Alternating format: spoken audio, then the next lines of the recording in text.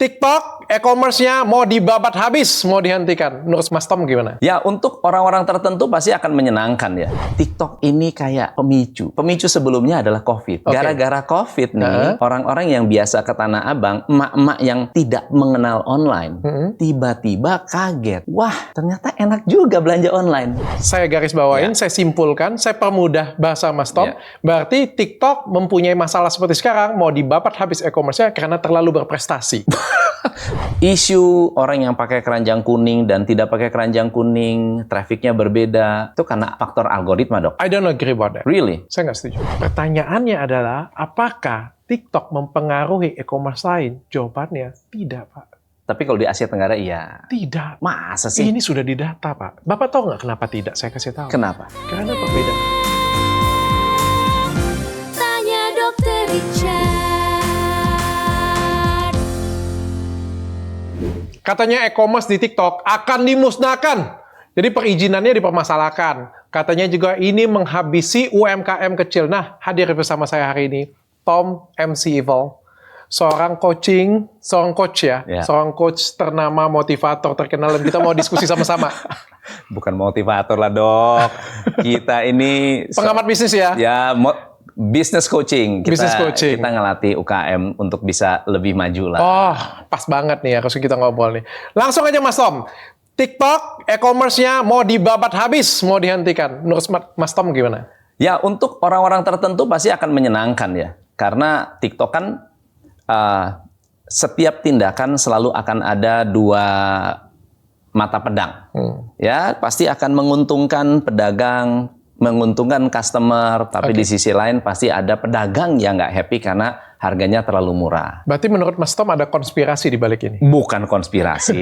Semua juga konspirasi, dok. Iya. Ya, dokter juga bikin Athena konspirasi ini. Konspirasi itu kan sesuatu yang memang kita rencanakan untuk menuju sesuatu yang lebih baik harusnya. Tapi konspirasi. Tapi kalau kita berbicara TikTok e-commerce dibabat, menurut saya agak sedikit aneh karena sebetulnya bukan soal apakah TikTok atau brand-brand lain yang ada di e-commerce hari ini, kita sebutlah Amazon atau whatever brand ya, semua juga ngalami masalah, dok. Bukan hanya Tanah Abang. Oke. Iya dong. Oke. Betul nggak? Betul. Startup pun bermasalah. Startup pun kena masalah. Iya. Setauku e-commerce pun banyak yang buktinya kalau kita lihat kemarin apa ya itu ya? Bukan yang kena tipu barang palsu tutup kan? Itu dia. JDID ini yang bikin sesat. Iya, JDID. Iya, JDID. Iya, itu juga e-commerce juga kan? Nah, JDID tutup. Berapa banyak e-commerce juga mulai pengurangan. Betul. Kayak kemarin ada isu Bukalapak pengurangan jumlah karyawan besar-besaran. Artinya sebenarnya e-commerce juga tidak baik-baik saja. Setuju. Bahkan kalau ada orang yang bilang, udah kamu dari toko Tanah Abang kan semudah itu orang ngomong, kamu live streaming dong. Emang gampang live streaming? Yang live streaming berbulan-bulan, bertahun-tahun nggak dapat view juga banyak kan, dok? Oke. Betul nggak? Oke. Jadi menurut saya kalau berbicara soal TikTok, menurut saya masalah ini lebih dari masalah TikTok. Ini lebih mendalam dan lebih serius. Oke. Ini adalah masalah perubahan yang terjadi di era digital ini. Perubahan ini yang kena dampak ya offline, online, e-commerce, konsumen. Oke. Semuanya kena. Oke. Dengan hadirnya TikTok, semua tadi itu bergetar semuanya. Betul. Jadi TikTok ini kayak pemicu. Oke. Pemicu sebelumnya adalah COVID. Oke. Gara-gara COVID nih, orang-orang yang biasa ke Tanah Abang, emak-emak yang tidak mengenal online, tiba-tiba kaget. Wah, ternyata enak juga belanja online. Oh, terbiasa. Habitnya terbentuk. Saya dulu males belanja online. Kenapa? Karena nggak ngerti. Oke. Nggak ada waktu untuk belajar. Jadi pergi ke Tanah Abang. Nah, ketika kenal gara-gara pemerintah bilang, kamu harus diem di rumah, nganggur dia. Oke. Belajarlah, scrolling, belajar satu kebutuhan, belanja kan kebutuhan, tetap harus beli. belinya online. Ternyata enak, Semudah itu. mudah, murah, cepat. Coba, bisnis apa yang bisa mengalahkan bisnis yang better, faster, cheaper? Mana bisnis apa yang bisa ngalahin itu? Coba, kalau offline bisa mengalahkan better, faster, cheaper, pasti bisa mengalahkan online. Tapi ibu-ibu rumah tangga langsung bilang, emak-emak yang biasa datang ke Tanah Abang, yang tidak mengenal online, tiba-tiba merasakan online yang begitu better, faster, cheaper, terus kemudian mulai berpikir, ternyata nggak perlu ongkos. Oke. Begitu berangkat ke Tanah Abang, nggak perlu bayar parkir, Oke. nggak perlu bayar parkir liar, Oke. nggak perlu lagi beli air mineral, nggak perlu makan. Hemat waktu lagi. Olah, waktu hemat untuk melakukan hal-hal yang lain yang dianggap lebih penting dari sekedar belanja. Apakah platformnya harus disalahkan? Harusnya tidak dong. Nah, Kalau mau disalahkan, mungkin internetnya lebih salah. kalau mau disalahkan adalah eranya yang berubah. Jadi gini dok, era itu berubah dari era agraria ke era Digitalisasi. era ini loh, era revolusi industri. Jadi era industri. Setelah era industri, lari ke era informasi. Dari era informasi, kita lari ke era konsep. Nah, era agraria, orang yang kaya itu yang punya tanah. Oke. Di era industri, revolusi industri, orang yang kaya, orang yang punya kapital, punya doa, Oke. punya uang. Di era informasi, orang yang kaya adalah orang yang tahu atau punya pengetahuan dan punya informasi lebih dulu. Oke. Nah, di era konsep itu, orang yang kaya adalah yang menguasai internet. Oh. Jadi sekarang, kalau kita mau flashback, kita kalau mau rubah, sekarang bayangkan aja, misalnya nih dokter dulu pernah ke warnet nggak? Yes. Pernah ke wartel nggak? Pernah. Sekarang masih ada nggak? Nggak ada lagi. Udah nggak ada. Terus kalau misalnya kita mau berempati dengan para pengusaha wartel, lalu kemudian kita bilang nih, hey, kasihan dong pengusaha wartel pada bangkrut, lu gara-gara lu pakai handphone, gara-gara pakai, dulu kita nggak punya landline, nggak punya telepon rumah, perginya ke wartel pacaran gitu ya. Kasihan dong. Kasihan dong. Berarti apa? Ya tutup aja nih handphonenya, jangan pakai handphone lagi supaya wartel bangkit kembali. Betul. Ya, Harusnya udahlah. Harusnya pemerintah tahu dong ya, nggak segoblok itulah ya. Pemerintah ini sangat mengerti. Saya yakin sekali, bahkan lebih mengerti daripada yang mengerti. Saya percaya itu. Dan saya percaya juga kalau pemerintah membuat kebijakan, pasti kebijakannya yang berpihak kepada semuanya, seharusnya. Harusnya.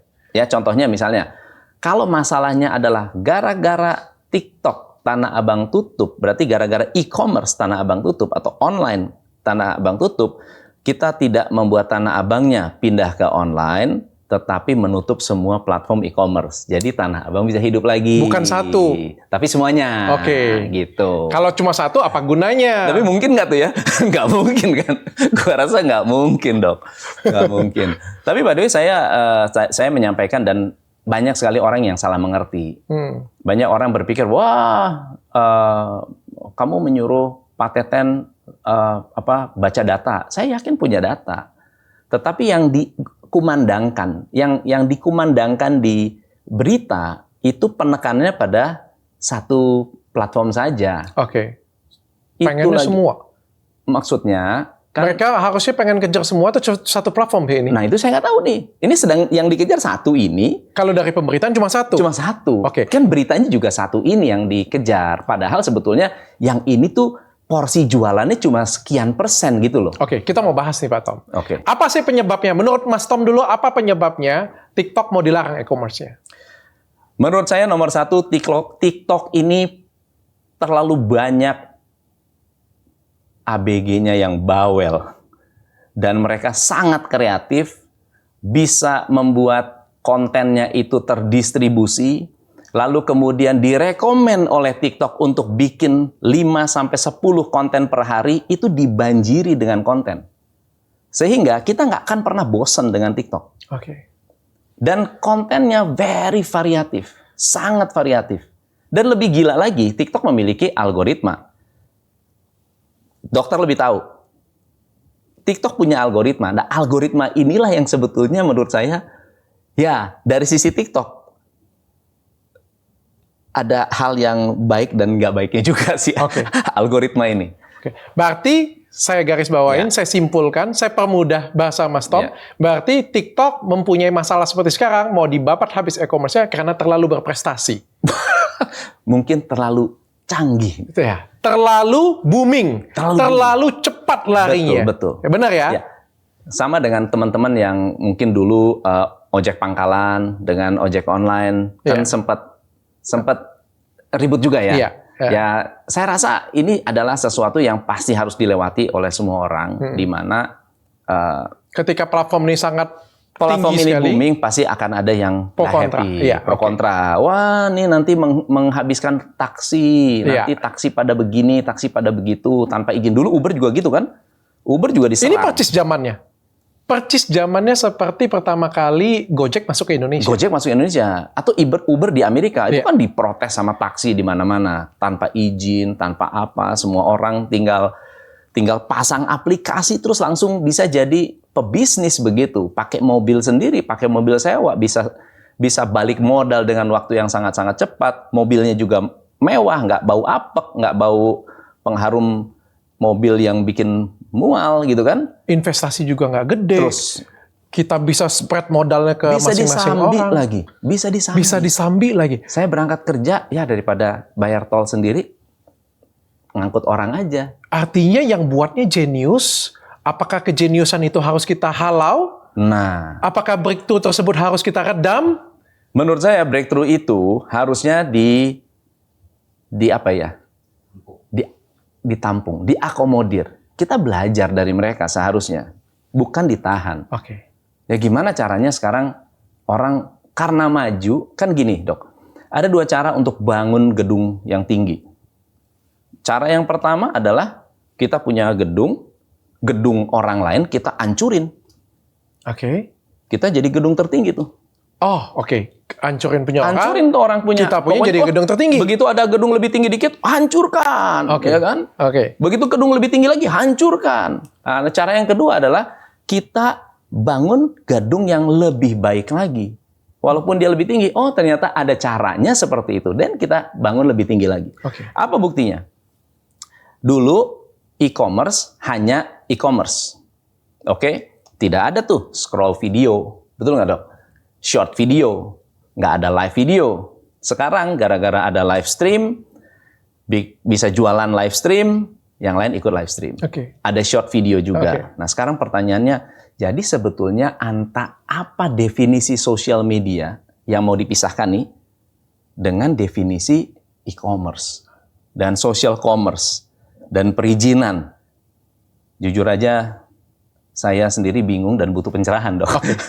Intinya adalah suatu orang anak muda, entah siapapun anak Ya. mudanya di sini ya, membuat suatu breakthrough dan ide yang luar biasa. Tapi kenapa harus dihalangin? Betul. Ketika ide tersebut bisa memfasilitasi banyak orang betul. dan membuat dunia kita jauh lebih baik Betul. daripada keadaan sekarang. Ini juga yang terjadi pada Gojek, ini juga yang terjadi pada Indomaret dan Alfamart Setuju. pada masanya. Setuju. Benar kan? Setuju. Alfamart dan Indomaret pada masanya begitu masuk di Indonesia, pasti semua warung teriak. Betul. Mungkin di daerah juga masih ada beberapa yang melarang adanya modern convenience store.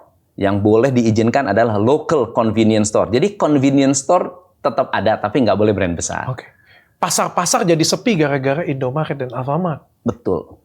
Pada masanya dulu ya. Betul. Tapi apakah kita harus babat Alfamart dan Indomaret? Tidak dong. Nggak. Difasilitasi. Diberikan aturan. Betul. Sehingga apa? Semuanya bisa duduk berdampingan.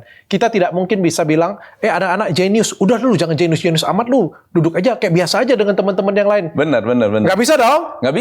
Nggak bisa kita itu ya kayak dunia kita nggak boleh seperti corporate office politik. Office politik tuh begini. Kita punya 5 orang. Ya, kita semua janjian malas-malasan. Giliran ada satu yang berprestasi dan rajin, kita bilang, lu jangan rajin-rajin, ntar kita semua disuruh kerja. Nggak bisa gitu dong, dok. Betul kan? Betul nggak? Jadi begitu ada Gojek datang kayak gini punya dengan dengan pemikiran yang jenius mempermudah kita untuk bagaimana, udah lu jangan terlalu pintar lu, kesian yang lain. Benar. Akhirnya apa? Pemerintah sudah ambil langkah yang benar, difasilitasi sehingga apa? Online dan offline tetap bisa berbarengan bersama-sama. Itu bagus sekali. Jadi saya yakin ya pemerintah punya satu pandangan ke depan dan harusnya bisa merasakan bahwa kita ini yang terkena bukan offline store saja.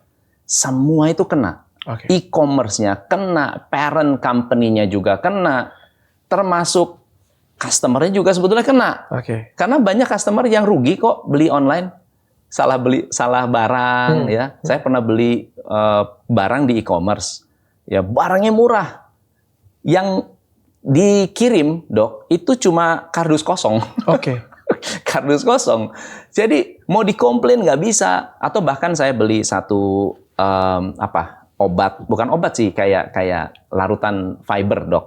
Tidak sesuai dengan yang Bapak inginkan. Palsu. Oke, palsu. Saya komplain pun nggak ditanggapin. Oke. Jadi ada pembelajaran juga di sana Jadi ya. pasti ada setiap ini semua ada plus minusnya, semuanya ada sedang mengalami perubahan yang cukup serius. Oke. Tapi harus kita akui bahwa platform TikTok dengan masuk ke sosial dan e-commerce seperti ini punya, itu suatu hal yang Breakthrough. breakthrough banget dan merubah peta perekonomian. Betul. Suka atau tidak suka?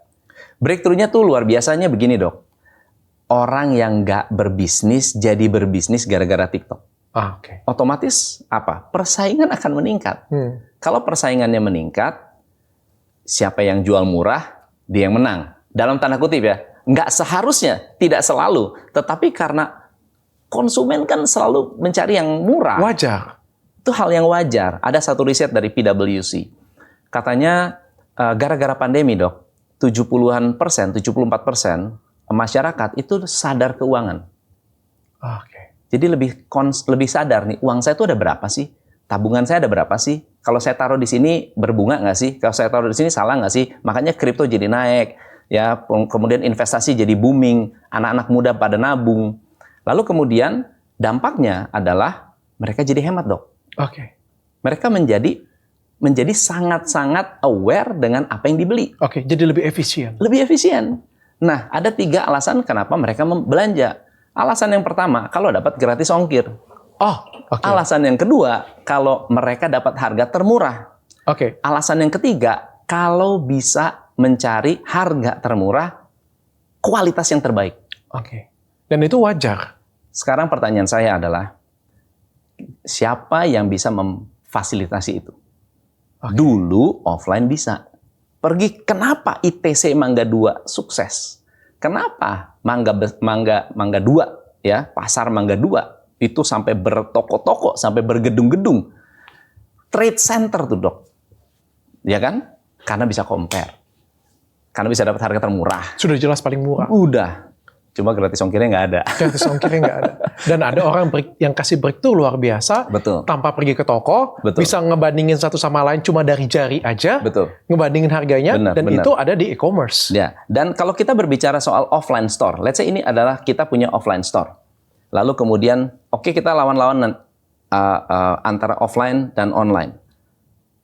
Online, cukup pakai satu senjata, offline tuh bisa kalah. Cukup dengan gratis ongkir. Cukup gratis ongkir, selesai. Lo apa? Oke, gratis ongkir. Istri saya mau beli bakpao. Oke, beli bakpao. Saya bilang, kenapa nggak online aja sih? Buang waktu. Saya bilang gitu kan. Ngapain? Ongkirnya mahal. Ongkirnya mahal.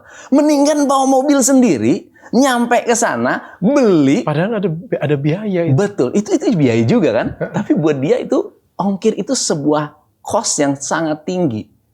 Buat emak-emak itu. Buat emak-emak. Iya. Pantas kalau gratis ongkirnya banyak yang check out tempat gue. Itu dia, Dok. Itu cara berpikirnya ya. Benar. Itu cara berpikirnya ya. Sekarang kita nggak bisa menyalahkan konsumen kalau mereka tidak merasa mendapatkan value atau mereka tidak suka dengan kemacetan. Jadi kalau kita berbicara, let's say pasar Tanah Abang. Pasar Tanah Abang ini yang harus diselesaikan apa sih? Tidak akan selesai hanya dengan masalah mengajarkan para UKM untuk jualan online. Berarti kan 100% suruh pindah tuh ya ke online dan mereka mengakui bahwa online itu berarti menjadi lebih efisien. Tapi apakah bisa menyelesaikan masalah dengan misalnya kalau tidak misalnya contohnya, oke, kita punya aturan main dan harapannya adalah semua orang bisa pergi ke Tanah Abang lagi. Ada masalah baru. Bisa nggak pemerintah atau siapapun menyelesaikan masalah kemacetan? Supaya orang tidak macet-macet ke sana. Ya kan? Itu sesuatu hassle juga. Satu complexity untuk seseorang pergi dari satu titik ke titik lain itu sebuah complexity, sesuatu yang kompleks. Nah, itu juga adalah masalah baru lagi. Jadi begitu banyak masalah yang muncul ketika kita ingin membangun ekosistem offline-nya. Padahal sebetulnya nggak salah, offline-nya juga nggak salah. Masalah yang baru lagi adalah kenapa Tanah Abang juga mungkin dapat isu atau masalah karena para vendor yang prinsipal, saya beli baju 1 koli, 2 koli, 3 koli harganya murah. Yang bikin tuh konveksinya jual langsung ke konsumen dengan harga yang sama. Mau di bypass, terus dia mau jualan lagi, harganya pasti udah pasti lebih mahal. Mau jual online pun tetap kalah begitu. Jadi kalau kita hanya fokus pada perdagangannya sebetulnya nggak bisa selesai. Harus bisa diselesaikan dengan membuat para pedagang di Tanah Abang punya personal branding kayak Dr. Richard. Berat itu. Kita mau bedah satu-satu. Sekarang lebih detail. Kita mau bedah satu-satu lebih detail. Apa penyebabnya bahwa e-commerce di TikTok mau di-ban? Ada beberapa isu nih, Pak. Yang pertama, karena katanya Tanah Abang sepi. Ya. Menurut Bapak, apakah karena kalau misalnya TikTok dihentikan, Tanah Abang akan tambah rame? Belum tentu. Karena masih ada e-commerce lain kan? Kalau misalnya kita, let's say ya, e-commerce di TikTok dihentikan. Yes. Siapa yang akan diuntungkan? Pasti yang diuntungkan e-commerce lain. Karena gimana ya? Karena customer-nya yang nggak berubah. Customer kan tetap ingin mencari hal yang sama, ingin mencari hal yang murah, harga yang pelayanan lebih cepat, pilihan banyak. Ya udah e-commerce lagi dong. E-commerce lagi. Warna yang lain. Ya warna lain. Berarti ini bisa jadi serangan dari e-commerce lain dong. Belum tentu dong. Belum tentu. Kan yang diuntungkan dia. Ya tapi betul. Tapi ini bisa menjadi sebuah peluang untuk ya minimal ya menahan lah, ngerem TikTok lah. TikTok terlalu cepat larinya. Kecepatan santai, slow bro. dikit. Gua belum punya teknologinya, bro. Gitu kan. Coba dong bantu gua gitu. Iya. Membeli waktu ya. Benar. Membeli waktu untuk nahan sebentar ya. Kayak gitu ya. Ya kolaborasi lah ya, ngobrol-ngobrol gitu. Kayak saya, dok ajarin dong saya gimana cara dapat 41M dalam sehari gitu. Iya kan? Bener nggak? Iya. Dokter ngajarin kita. Dan tetap katanya kan rezeki nggak bisa Tapi kan ini kan persaingan bisnis, tingkat tinggi, nggak bisa seperti itu. Nah, Dok, zaman sekarang, Dok, sudah tidak bisa lagi kita berbicara kompetisi. Dan ini juga harus diakui oleh para perusahaan, UKM. Sekarang tuh eranya kolaborasi. Jadi sebetulnya kalau bisa berkolaborasi, wah. Ya kalau orang, Pak, kalau berbicara perusahaan, orange, kuning, biru, ada ego ya? bisa komunikasi, bisa kolaborasi, nggak mungkin, Pak. Kecuali mereka saling akuisisi. Itu mereka bahaya bisa bilang, lu berapa perusahaan lu, gue beli. merger ya. Ya kalau kita berdua bisa Pak kolaborasi Pak. Kalau sudah perusahaan nggak bisa kayak gitu. Iya, tapi kita sepakat sama-sama kalau misalnya e-commerce di TikTok dihentikan, bukan Tanah Abang yang makin rame, tapi e-commerce yang lain yang akan diuntungkan. Pasti. Ya, jadi ini bisa jadi juga ada konspirasi dari e-commerce lain. Bisa jadi. Ya, mungkin ya. Isu ini merupakan sebuah isu yang sangat-sangat sensitif karena kita nanti kesannya mencurigai siapa, mencurigai pemerintah. Oh ini ada digoyang sama siapa. Tapi yang pasti adalah kalau let's say misalnya ternyata bisa menguntungkan, ya kenapa nggak digoreng sekalian kan gitu ya? Oke. Bisa aja terjadi. Oke. Ya, kayak misalnya contohnya ya, Dokter Richard melihat nih atau ada orang lah pansos gitu kan, Dok. Bisa kan? Kebetulan ada masalah dengan artis-artis yang jualan live streaming. Lalu kemudian ada orang yang punya produk bilang, "Wah, artis jangan live streaming dong." Nah, kemudian mulai digoreng sana sini, ya harapannya artis berhenti live streaming. Oke. Kompetitor saya berkurang. It's a good thing. Mm-mm. Tapi saya nggak yakin apakah se-straightforward itu, saya nggak yakin dong. Oke. Yang kedua nih Pak, karena perizinannya katanya. Menurut Sosial- Bapak setuju bahwa sosial media harus bikin perizinan e-commerce? Wah, itu saya harus melihat Facebook. Facebook itu juga punya e-commerce. Ya dong, Facebook Marketplace. Instagram juga kalau saya punya e-commerce Punya, juga. ada shopnya Cuma kok. bedanya tidak live aja. Cuma bedanya tidak loud seperti TikTok. Oke. Nggak berisik. Tidak heboh. Nggak seheboh TikTok. Oke. Gitu. Tapi kalaupun Nggak gara-gara gue juga berarti Pak. Tapi saya boleh nggak saya jujur nih? Boleh ya? UKM, Dok, untuk mencapai 15 miliar, omset 1 tahun itu belum nyampe. Iya. Belum tentu nyampe. Oke. Dan itu terjadi di 90-95% UKM. Yes. Itu yang sudah berbisnis, yang punya produk, yang punya ini dan itu. Emak pakai daster. Hamil pula. 15 M sehari, Dok. Sekarang siapa yang tidak tergiur untuk tidak punya produk?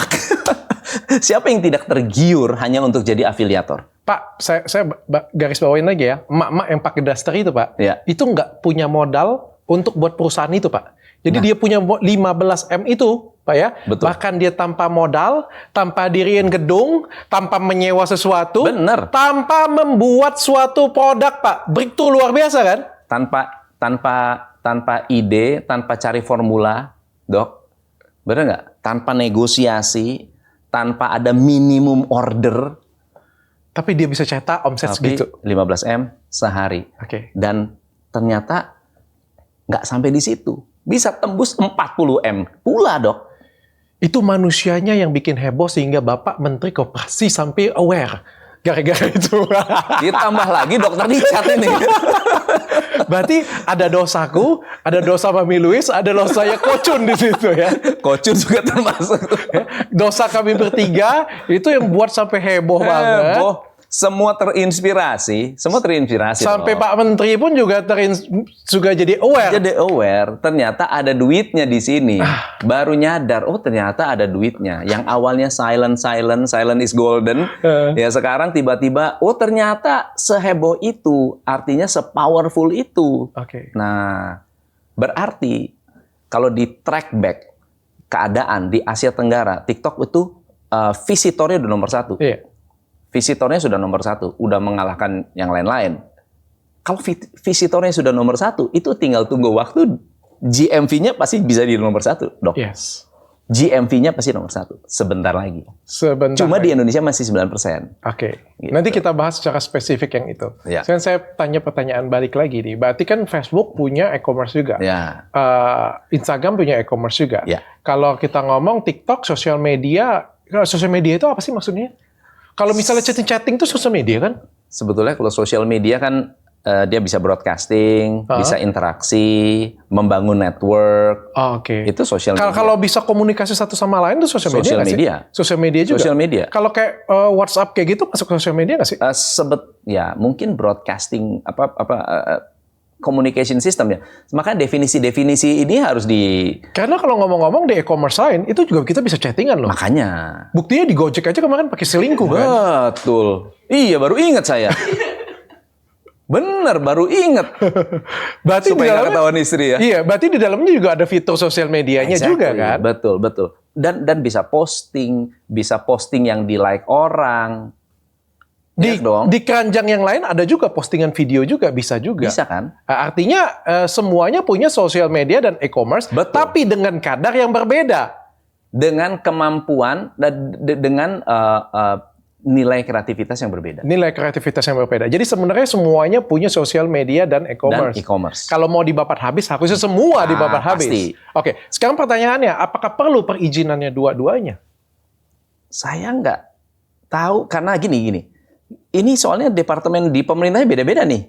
Kalau sosial media kan Kominfo urusannya. Jadi kalau Kominfo bilang, oke kita ban TikTok, udah selesai. Oke. Udah. Kalau e-commerce, perdagangan? Kalau e-commerce perdagangan. Oke. Nah, lalu kemudian kalau UKM ya UKM. Koperasi? Koperasi. Oke. Koperasi dan UMKM. Nah, koperasi dan UMKM pasti mendapatkan keluhan. Pastilah lapor ke Pak Menteri. Yang Pak Menteri mendengar, oh ya siapa nih? Itu kalah sama TikTok karena jual harga murah, bla bla bla bla. Tapi apakah hanya TikTok jual harga murah? Apakah Shopee tidak ada harga murah? Apakah Tokopedia nggak ada harga murah? Apakah Lazada nggak ada harga murah? I don't know. Coba teman-teman yang ngecek sendiri dong, benar nggak? Kalau menurut saya, kalau misalnya masalahnya adalah perizinan, kenapa nggak dipermudah? Kalau cuma masalah perizinan antara sosial media dan e-commerce, bukan ini katanya Bapak Jokowi katanya perizinan di Indonesia akan dipermudah. Bukankah apa yang dilakukan ini bukan pidana? Kalau ini bukan pidana, kenapa nggak dipermudah aja perizinannya? Kenapa harus dipersulit? Betul. Nah ini juga dokter ngomong begini, sebenarnya kita juga harus melihat dampak lebih luasnya. Dampak yang lebih luas dari e-commerce adalah membangkitkan UMKM sebenarnya. Coba Shopee, Tokopedia, jadi nyebut merek nih gue nih. Iya. Gara-gara misalnya COVID-19, itu ngebantu sekali dok. Sangat membantu UKM untuk bisa berinteraksi dengan customer tanpa harus mikirin, nanti saya kontak JNE ya, nanti kontak JNT itu semua diagregat, dikumpulin dalam satu tempat dan itu sudah di-manage dengan sangat baik sekali. Sampai ada ya proteksi juga, ya kan, ada escrow account-nya juga sampai tidak ada supaya nggak ditipu begitu. Tetapi dampak terhadap konsumennya juga sangat besar, terhadap UKM sangat besar. Seharusnya saya setuju sekali kalau misalnya dipermudah bukan dipersulit. Tapi saya nggak yakin ya. Kalau pemerintah bilang dipersulit pasti sakit hati nih, tersinggung nih.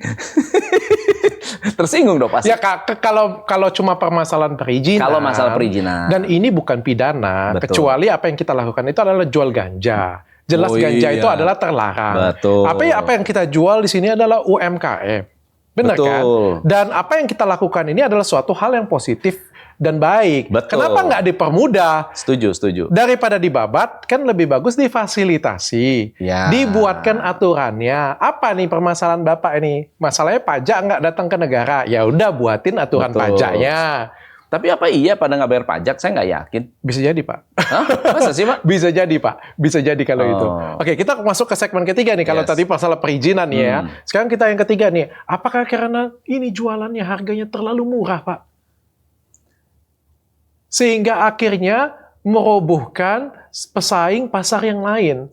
Memonopoli bahasanya. Tapi kalau monopoli kan harus melihat undang-undang monopoli.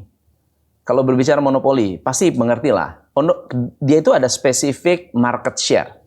Dia harus menguasai market share tertentu baru disebut monopoli. Tapi kalau misalnya contohnya end to end saya handle, saya tanganin. Mulai dari mobilnya saya yang urus, barangnya saya yang punya, semuanya saya yang pegang. Apakah itu monopoli atau itu memang strategi bisnis? Misalnya Dr. Richard hanya maklun. Terus Dr. Richard bilang, kenapa nggak saya bikin pabrik aja? Terus Dr. Richard pabriknya saya yang punya, packagingnya aku yang punya, digital printingnya aku yang punya, antenanya aku yang punya, tapi aku bukan yang jeli. sampai mobil, bus, transportasinya punya juga. Apakah itu salah? Nggak salah juga sih, Pak. Kalau itu salah, berarti Sinarmas Group salah, Pak. Karena dia punya bank, dia punya asuransi, end to end, dia punya land, dia punya hutan juga, dia juga punya sekolah sawit. juga. Apakah itu monopoli? Enggak juga kan, Pak? Enggak juga. Kalaupun sekarang kita berbicara yang agak sedikit lebih belusukan ya. Kalau let's say misalnya ada yang bilang, oh kamu monopoli. Terus dia bilang, oke deh saya nggak jadi monopoli. Saya tetap wajahnya social media. Pisah dengan e-commerce. Tapi bisa saling link. Ini sama aja bohong. Sama aja bohong, Dok. Yang kedua, misalnya, impor nggak boleh. Oke bos, saya nggak impor. saya titip Dokter Richard jualan lewat antena, boleh nggak? Boleh. Harganya udah banting. Oke. Sama aja. Sama aja. Artinya bisa diakali. Malah semakin susah dikontrol. Oke. Malah semakin susah. Oke. Tapi ada satu yang menurut saya menarik, perubahan yang cukup menarik di perekonomian kita akhir-akhir ini. Bapak sadar nggak? Di tahun 2022, sebelum tahun itu adalah era keemasan distribusi. Bener. Kita bahas sebagai komentator dan sebagai pengamat bisnis ya Pak ya sekarang Oke, Pak ya. oke. Kita bilang satu merek aja, skincare kita ngomongnya, satu merek skincare yang pakai glow di belakangnya. Ya. Yes. Itu jagoan banget distribusi. Betul. Luar biasa banget. Era kemasannya adalah era dari tahun 2020, saya pikir Iya. seperti itu ya Pak ya. Di mana era distribusi itu luar biasa banget. Dia kan tidak pernah ke end user. Dia jualan ke distributor. Ke distributor. Ya. Apa yang terjadi ketika live streaming sekarang adalah memotong jalur distribusi. Betul. Di mana dia memotong reseller, memotong agen, dan memotong distributor. Yang dari pemilik pabrik atau pemilik brand langsung ke end user tanpa melewatin ini semua. Betul. Dan diskon yang diberikan kepada distributor, agen, dan reseller itu diberikan langsung ke end user. Betul. Itu yang terjadi di live streaming. Dan yang bergejolak sekarang pastinya skincare yang masih pakai konsep yang dulu. Betul. Seperti pakai distribusi Betul, dan lain sebagainya. betul. Makanya di tahun 2023, nama skincare itu tidak masuk di top 1, top 2, top 3 lagi. Yang masuk di top 1, top 2, top 3 adalah yang jagoan di live streaming. Bener. Termasuklah saya. Betul. Artinya di sini ada perubahan Setuju ekonomi. banget. Setuju banget. Dan kenapa seperti itu? Nah, kalau dokter tadi bilang harga lebih murah, harga paling murah. Sekarang kita pindah dari kacamata konsumen ke kacamata produsen. Saya produksi baju. Bajunya bal-balan. Wah, banyak sekali. Terus saya bilang sama para distributor, beli dong barang saya. Sorry bos, lagi sepi. Kalau mau, lu potong harga. Tawarin lagi, ayo dong beli. Sorry bos, kita lagi sepi, gua nggak mau beli dulu. Kalau mau beli, kasih kredit panjang. Ini distributor nih kuat-kuat nih. Dia punya apa ya? Punya daya beli yang tinggi dan punya daya tawar yang tinggi. Nah, pabrik-pabrik ini punya dead stock, punya barang-barang yang masih bagus, modalnya murah, tapi nggak ada yang mau makan nih distributor. Solusinya apa? Dia lepas langsung ke end user. Dia akan lompat ke konsumen, Dengan harga distributor tadi. bukan hanya dengan harga distributor, dengan harga modal. Dengan harga modalnya dia. Karena Untuk actually ngabisin. inilah dead stock. Oke. Karena buat dia, Rp1 di gudang, 1 miliar rupiah di gudang, dengan 100 juta rupiah berdagang, lebih valuable. Perputaran uang. Perputaran uang itu lebih cepat. Nah, udah pastilah terbatas, ya kan? Iya. Memang terbatas. Terbatas jual sepatu 19.000. Oke. Sepatu di mana 19.000, Dok? Artinya ini ada jalur yang terpotong. Jalurnya terpotong. Ada distribusi yang terpotong di Betul. sana. Sehingga itulah yang memangkas harga jadi harganya murah. Harga murah. Oke. Nah, sekarang mau disalahkan siapa? Ya semua juga punya, ya semua punya apa ya? Semua punya andil lah. Sebenarnya kalau dilihat seperti ini punya yang diuntungkan siapa? Konsumen. Konsumen pasti. Ya. Yang diuntungkan siapa lagi? Penjual. Yang dirugikan siapa? Distribusi. Tengah-tengah nih, middleman nih. Ya, middleman. Middleman. Yang broker, calo, itu Betul, dirugikan. Betul. Oke? Nah, yang sangat diuntungkan, Dok, adalah siapapun yang lebih dekat dengan end user. Oke. Siapakah dia? Afiliator. Ah. Konten kreator. Sehingga Sehingga bagusnya si distributor ini berubah menjadi content creator dan afiliator. Betul. Ini digantikan oleh si content creator Betul. dan afiliator. jadi yang tadinya distribusinya lewat agen, distributor, reseller, yang Itu jualannya Kreator. very conventional. Sekarang ada nih anak-anak muda yang bawel, yang kreatif, yang tahu how to create FYP. Oke. Kumpulin tuh 1.000 orang. 1.000 orang bawel ngomongin produk yang sama. Kalau perlu kita buka satu brand, lihat live streaming, 100 brand lagi live streaming produk yang sama. Oke. Salah nggak? Yang kreatif siapa?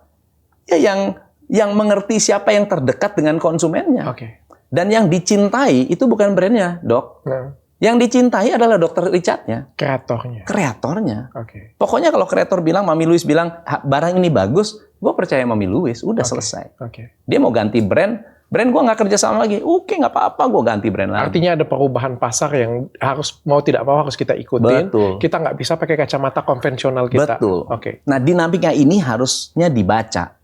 Harusnya dibaca. Karena perubahan bukan hanya masalah Tanah Abang sama e-commerce. Itu terlalu sederhana, Dok. Tapi ada perubahan digitalisasi yang luar biasa. Betul. Yang mau tidak mau, kita tidak bisa konvensional bilang, aku tidak mau berubah, lebih bagus kita beradaptasi dengan perubahan tersebut. Betul.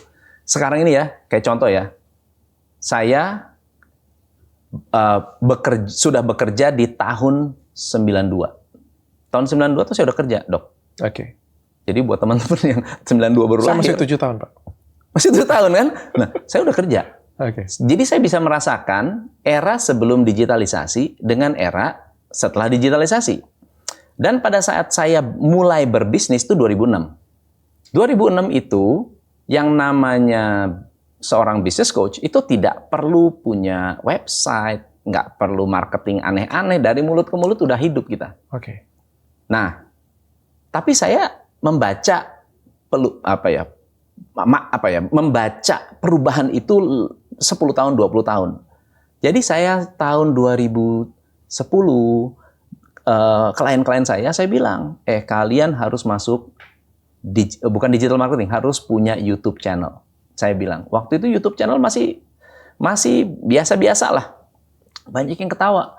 Buat apa? Nggak bisa jualan di situ. Lebih baik punya salesman, door to door, jualan. Saya bilang, harus ngerti digital marketing, harus ngerti Google Ads, harus ngerti. Saya bilang gitu. Bahkan, saya rekrut seorang coach, jago digital marketing, saya rekrut, saya bayar, klien saya bilang, siapapun yang mau belajar digital marketing, saya bayarin. Itu klien saya bayarin, kamu akan dapat free. Dari 100 klien, yang mau ada berapa? 2. Yang benar-benar mau ya. Yang tertarik 10, tapi yang actual implement cuma 2.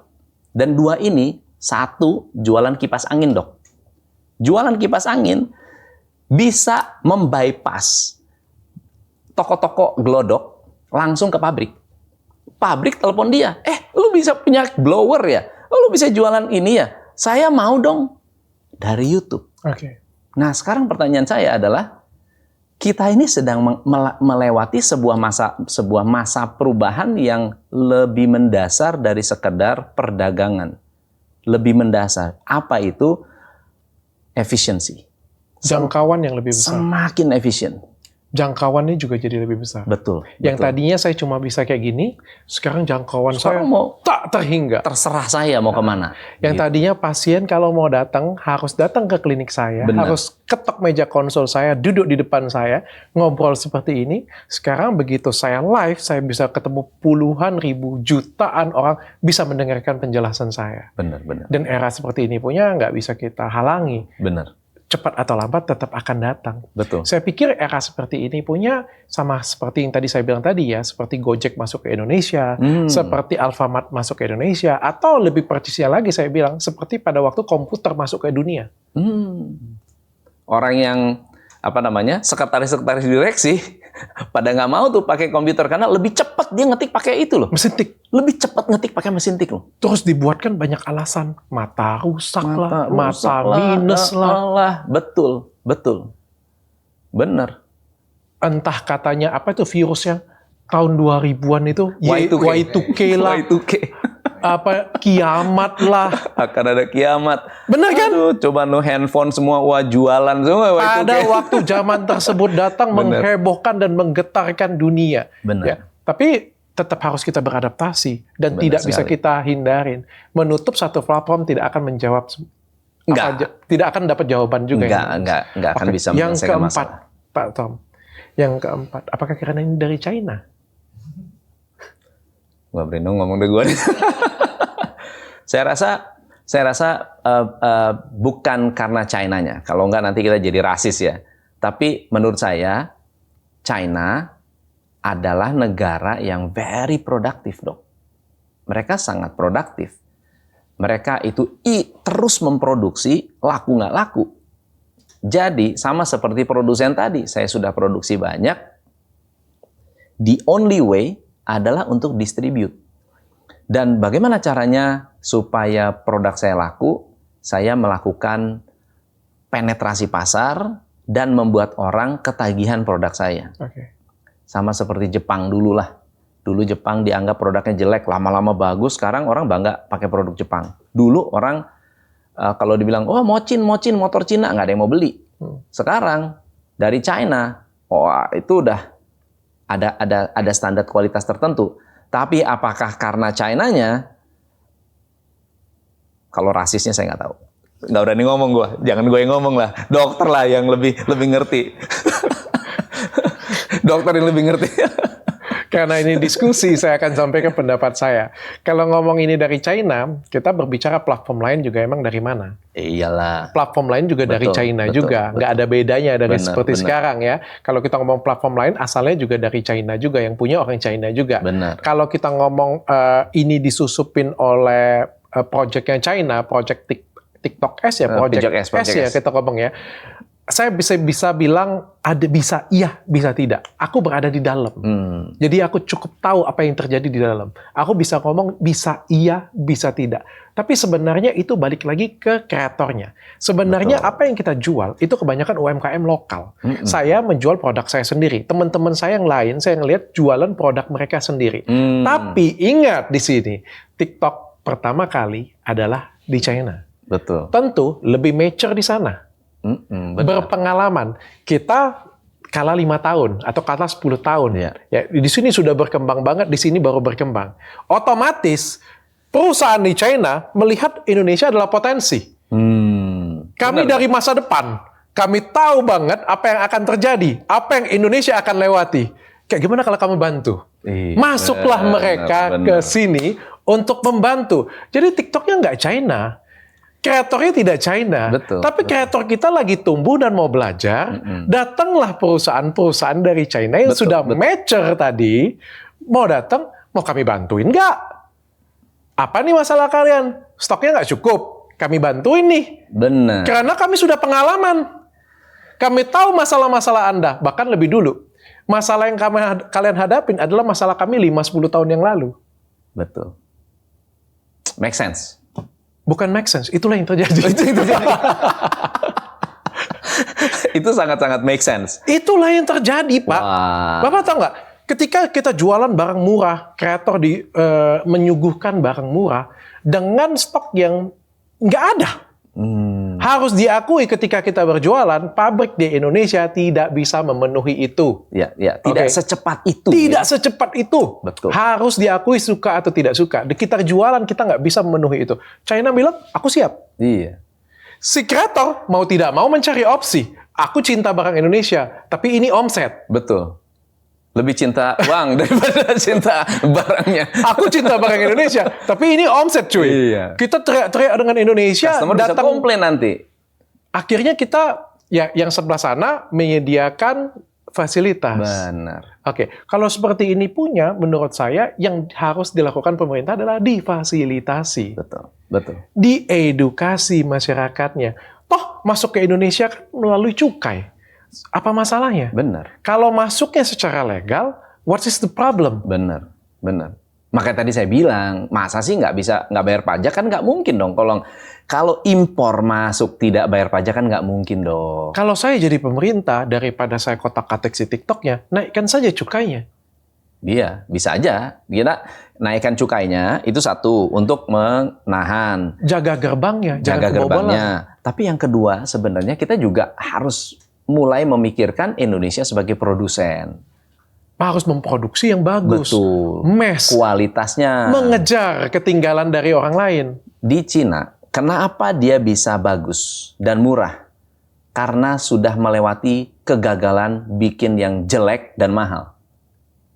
Ditolak banyak orang, dicaci maki banyak orang, komplainnya banyak, tapi dia keep learning, keep producing. Makin terus, makin lama, makin belajar, makin lama makin pinter. Oke. Tahu teknologi yang terbaik, tahu teknologi tercepatnya. Saya punya klien printing company, bikin sablon. Saya bilang kalau sablon masih manual, krek. ratusan orang dapat order dari brand baju Adidas, Nike, segala macam. Manual, nambah order, nambah orang. UMR naik, mateng lah udah. Sekarang mau kampanye pasti ini juga. Sekarang dia pergi ke China. Productivity-nya 10 kali. Karena pakai mesin. Kualitasnya pun lebih bagus. Kualitasnya konsisten. Kalau orang Indonesia nyablon, ya tarikan pagi hari dengan tarikan sore hari beda dok. Tarikan pagi hari, tekanannya gede ya kan sampai bleber chatnya. Di China semua mesin, semua Semuanya stabil. mesin. Di Indonesia satu mesin ditangani 2-3 orang. Oke. Di China satu orang pegang 7 mesin. Mau ngalahinnya gimana? Mereka menggunakan lean. Mereka itu tidak membiarkan space. Ini ada space, ini pemborosan. Tempel mesin. Kalau bisa gue cuma jalan doang. Oke. 8 jam berdiri. Oke, nggak bisa disalahin. Nggak bisa disalahin. Dan nggak boleh salahin TikTok. Karena TikTok bukan nggak ada masalah di sana. nggak ada Dia masalah. tidak mengatur jalur Betul, produksi juga. betul. Itu balik-balik ke kemampuan pabrik masing-masing. Iya. Ya, jadi kalau kita ngomong ini karena China, saya pikir juga tidak tepat. Tidak tepat. Tapi memang ada potensi untuk China masuk ke perekonomian Indonesia dengan memanfaatkan ini. Iya. Dan menurut saya itu harus diregulasi. Betul. Kalau itu saya setuju banget lah. Kalau masalah regulasinya, masalah masalah regulasi, masalah bahwa ini harus diatur tuh saya sangat-sangat setuju. Bahkan ada mau pemisahan e-commerce dan ini saya juga sangat setuju. It's okay karena apapun yang dilakukan pemerintah saya yakin lah untuk kebaikan semua orang. Yang mungkin harus diperhatikan adalah reaksi masyarakat atau pemberitaannya bahwa ini menyudutkan satu platform tertentu itu yang mungkin harusnya lebih diluruskan oleh pemerintah. Oke. Pak, kalau pemerintah kita berandai-andai saja ya, pemerintah melarang e-commerce TikTok untuk dilaksanakan lagi. Ya, siapa yang paling dirugikan? Yang paling dirugikan adalah produsen dan UKM yang sudah punya toko di situ. UKM yang sudah punya toko, nggak usah gitu deh. Sekarang kan ada tekanan nih. Saya yakin banget TikTok juga bersih-bersih afiliator. Pasti bersih-bersih. Yang nggak produktif lah. Dia juga akan makin mengetatkan rules of the game-nya dia. Standarnya. Pasti dong. Ya. Betul nggak dok? Nah, supaya nggak diserang dari sisi yang lain. Supaya Kepalsuannya. benar. Pasti nggak akan lebih. BPOM-nya. Itu dia. Peredaran barang berbahayanya. Benar. Supaya cukup isu ini aja, jangan sampai ada isu yang baru lagi masuk ke dalam lagi. Nah, kemudian kalau sekarang berbicara soal pemisahan, saya juga lebih cukup setuju karena isu orang yang pakai keranjang kuning dan tidak pakai keranjang kuning, trafficnya berbeda, itu karena faktor algoritma, dok. I don't agree about that. Really? Yes. Saya nggak setuju. Tapi kalau berbicara sudah algoritma, misalnya nih ya, TikTok bilang, saya akan memberikan traffic kepada kamu karena kamu ada keranjang kuning, saya cari yang memang biasa belanja. Saya tidak sepakat. Ya, misalnya. Saya tidak sepakat. Kenapa nggak sepakat? Saya tidak sepakat. Contoh kayak gini punya. Kalau Bapak bilang, yang pakai keranjang kuning, tidak pakai keranjang kuning, itu algoritmanya berbeda. Saya bantah itu. Buktinya ada beberapa orang yang pakai keranjang kuning bisa FYP gila-gilaan. Jadi Terus penjelasannya apa? penjelasannya apa? Penjelasannya apa? Penjelasannya cuma satu, Pak. Ketika Bapak membawa konten bermerek, semua orang pasti akan cuek. Contoh, Bapak Tom McEvil datang menunjukkan suatu merek, orang akan skip karena tahu Langsung skip. Oh, ini Anda jualan. iklan. Oh, jualan. Ya. Tapi apakah semua orang pasti seperti itu? Tergantung kreativitas Bapak. Kalau Bapak membawakannya secara kreatif sehingga orang tidak sadar bahwa itu konten bermerek, maka orang tetap akan FYP. Kita nggak bisa ngomong, kenapa sih rata-rata yang pakai keranjang kuning tidak hits? Ya karena simple, karena itu bermerek dan orang semuanya akan skip karena orang tahu bahwa itu ngiklan. I don't agree about algorithm. Buktinya apa? Saya kasih tahu Bapak. Buktinya, ketika saya pengen punya sesuatu, misalnya saya mengiklankan sesuatu, kita bisa nggak ngontrol bahwa itu jadi viral luar biasa? Tidak viral luar biasa. Nggak bisa, Nggak Pak. bisa. Bahkan ketika Bapak hubungin karyawan TikTok pun, mereka tidak berkuasa. Contoh, ketika Bapak Tom live tidak pakai baju. Cowok nggak pakai baju, harusnya biasa saja. Tapi Bapak kena ban permanen. Itu kalau di TikTok. Anda di ban permanen. Anda kenal dengan petinggi TikTok, Bapak telepon, bantu saya dong. Nggak bisa. Ya, tidak bisa. Nih 5 miliar, aku nggak mau tahu kayak gimana caranya. Balikin akun aku bisa live. Maaf, tidak bisa. Kenapa? Karena algoritmanya mati. Ya, tapi itu berarti algoritma, Dok. Ya, algoritmanya mati, Pak. Algoritmanya itu ada di dalam suatu komputer. Iya. Yang Tidak you nggak bisa bisa, diatur. ya you nggak bisa atur. Jadi kalau kita ngomong ada keranjang, nggak ada keranjang, ya kita nggak bisa atur. Yang jelas mereka bisa membaca ketika orang lihat itu iklan, ya mereka skip, ya udah. Mau ngomong apa? Betul, betul. Berarti algoritma ini diberikan kepada semua orang secara adil sebenarnya. Actually secara adil. Cuma konsumennya lebih pintar. Konsumennya yang skip karena dia lihat, oh ini iklan, ya udah gua skip. Karena kalau komputer tersebut bisa dikotak-katik oleh satu orang manusia, itulah yang ditakutkan oleh Amerika. Betul, itulah yang berbahaya ya. Itulah yang berbahaya. Bapak tahu nggak kenapa? Karena ada data di situ. Bukan hanya ada data, Pak. Karena kalau misalnya TikTok ini benar algoritmanya bisa dikuasai oleh ada orang yang bisa menguasai, maka ini amat sangat berbahaya. Ketika pemilu nanti, Pak, orang yang bisa pegang orang tersebut, dialah yang menang. Kayak Facebook ya. Kayak Facebook dulu kan? Ya, kenapa, Pak? Cambridge Analytica. Karena kalau misalnya ini kita ngomongnya kandidat A, B, C nih, kita ngomong kandidat A, ketika orang tersebut berpihak pada kandidat A, maka semua FYP orang adalah kebaikan kandidat A, Betul, kejelekan kandidat B dan C. Betul, betul. Dan betul. itu mengerikan sekali. Itu loh yang Amerika takut dengan TikTok. Iya. Yang sekarang yang terjadi kan adalah algoritma. Algoritma yang memang, ya Dr. Richard memang lagi viral, yang ini lagi memang bermasalah ini, itu algoritma. Betul. Tapi ketika algoritma itu bisa dikotak-katik, Anda bisa naikin orang, Anda bisa jatuhin orang, Anda bisa miskinin orang, Anda bisa kayain orang. Betul. Dan itu sangat itu berbahaya. Itu sebetulnya ingin dikontrol oleh jurnalistik berkualitas. Dan itu yang ditakutin oleh Amerika. Iya, betul. Ngeri kita. Ngeri. Dok, ngeri dok. Dah. Itu yang ditakutin oleh orang-orang. Serem. Itu yang ditakutin dengan orang-orang. Dan setahu saya sampai detik ini algoritma itu cukup baik. Yang saya lihat ya, meskipun memang ada potensi untuk ke sana. Balik lagi obrolan kita di awal, kenapa potensi ini menjadi suatu yang mengerikan? Karena ini anak yang luar biasa berprestasi sekali, sangat menonjol sekali. Sangat menonjol dan out of the box. Ini indigo. Anak indigo ya. Bisa jadi ini suatu hal yang luar biasa, asal kita jaga bersama-sama, harusnya sih ini bisa mendatangkan manfaat yang luar biasa bagi masyarakat. Jadi sebenarnya aku nggak ngerasa kita harus takut sih. Pak Tom live? Saya live di Instagram, saya live di Facebook, saya belum live TikTok. Kenapa nggak live di TikTok?